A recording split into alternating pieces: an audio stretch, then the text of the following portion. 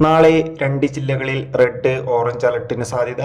നാളെ ഈ താലൂക്കിലെ വിദ്യാഭ്യാസ സ്ഥാപനങ്ങൾക്ക് അവധി ലഭിച്ചേക്കും. ആ ഒരു അപ്ഡേഷനാണ് ഇന്നൊരു വീഡിയോ ഭാഗത്തെ. വീഡിയോയിലേക്ക് മുൻപേ വീഡിയോ ലൈക്ക് ചെയ്യുക, ചാനൽ സബ്സ്ക്രൈബ് ചെയ്യാൻ വേണ്ടി ശ്രമിക്കുക.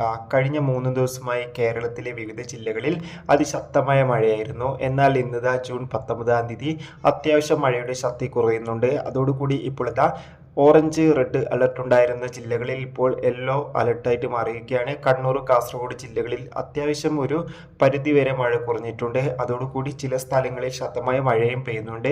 എന്നാൽ നിലവിൽ കിട്ടുന്ന റിപ്പോർട്ടുകൾ പ്രകാരം നാളെ ഏത് വിദ്യാഭ്യാസ സ്ഥാപനങ്ങൾക്ക് അവധി ലഭിച്ചെന്നറിയാൻ വേണ്ടി ഏറെ ആകാംക്ഷയോടെയാണ് എല്ലാ വിദ്യാർത്ഥി സുഹൃത്തുക്കളും കാത്തിരിക്കുന്നത്.